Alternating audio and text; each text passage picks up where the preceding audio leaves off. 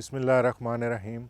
आज हम आपको मौसम रबी की पाकिस्तान में दूसरी अहम दाल मसूर के हवाले से बताएंगे। मसूर जो है ये एक बहुत अहम दाल है और सर्दियों में काफ़ी इस्तेमाल भी होती है पाकिस्तान में। ये प्रोटीन का एक अहम ज़रिया भी है।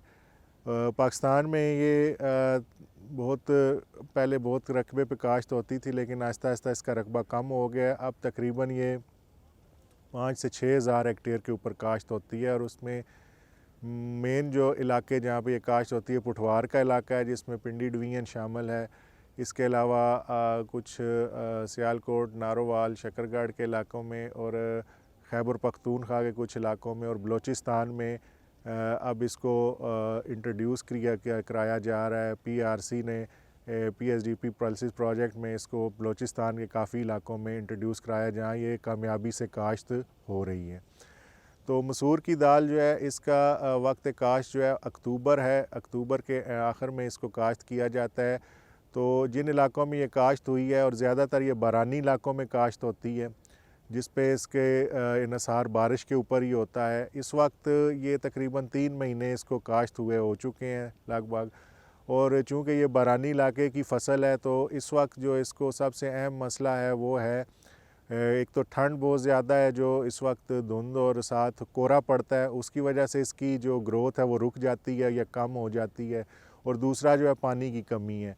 तो पानी की कमी के लिए लाज़मी बात है बारानी इलाकों में बारिश जो है वो बहुत ज़रूरी है। और इसके बाद ये फसल फूलों पर आ जाएगी और मार्च में ये फलियाँ जो हैं वो बनाना शुरू कर दे, जिसमें दाने बनते हैं और मार्च के आखिर में कुछ इलाकों में पक के तैयार हो जाती है और कुछ इलाकों में अप्रैल में काटी जाती है। तो इस फसल पे जो ज़्यादा मसले मसाइल हैं वो उसमें बीमारियों का है अमला, जिसमें जड़ों की बीमारियां और कुछ जुलसाओं की बीमारी जो है इसमें आती है। तो जो इस वक्त वैराइटीज़ या इकसाम चल रही हैं, जिस तरह से NARC में हमारी शोबा दालें की किस्म मरकज़ 09 है, ये इन बीमारियों के ख़िलाफ़ क़ुव्वत मुदाफ़ियत रखती है। तो ये ज़रूर ऐसी अक़साम किसान भाई इस्तेमाल करें जिनमें क़ुव्वत मुदाफ़ियत हो बीमारियों के ख़िलाफ़। और दूसरा इस पे जो ज़्यादा मसला आता है वो जड़ी बूटियों के हवाले से, क्योंकि जड़ी बूटियों में ये एक इंतहाई हसास फ़सल है और इसका कद भी छोटा होता है। तो अगर जड़ी बूटियों को तल्फ़ ना किया जाए या इनको कंट्रोल ना किया जाए तो ये फ़सल को बहुत ज़्यादा नुकसान पहुंचाती हैं और तकरीबन ये एक तहकीक के मुताबिक 80% तक नुकसान जो है पैदावार में हो सकता है। तो इसलिए जड़ी बूटियों की तल्फ़ी जो है वो बहुत ज़रूरी है।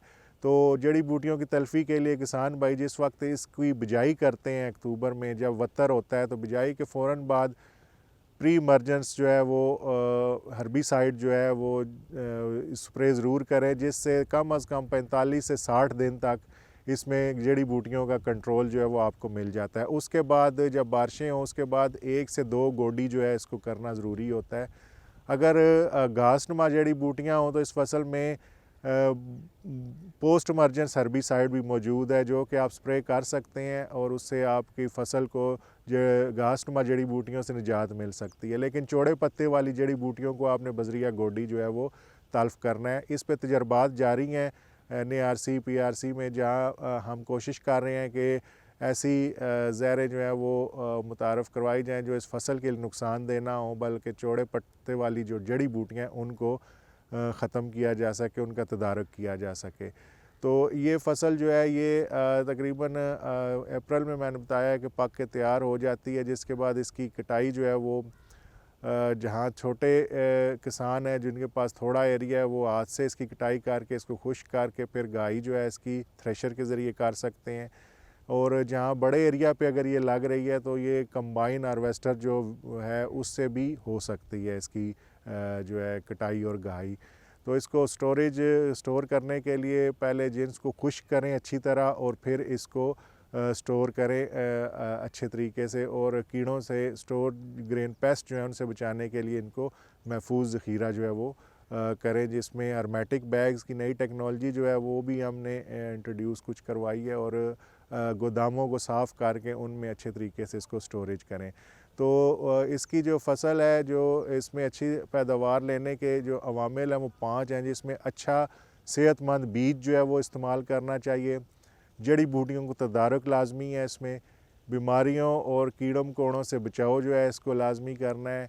और इसके बाद इसमें मुतनासिब खादों का इस्तेमाल है और इसके अलावा इसकी जो वक्त पर जो है कटाई और गाही जो है वो शामिल है। तो इन असूलों पर अमल करते हुए किसान इससे अच्छी पैदावार ले सकते हैं।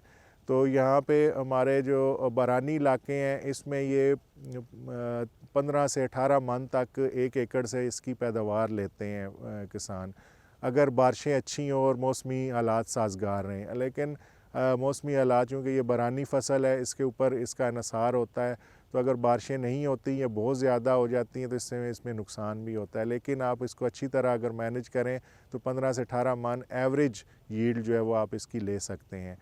तो इसमें मज़ीद जो मालूमात हैं इस हवाले से आप शोबा दालें कौमी ज़रई तहकीकाती मरकज़ इस्लामाबाद से रब्ता कर सकते हैं। और अगर बाकी स्प्रे के वाले से या अक़साम के वाले से अपने नज़दीक तरीन महकमा ज़राअत तोसी और जो रिसर्च या तहकीक के इदारे हैं उनसे भी रब्ता किया जा सकता है। शुक्रिया जी।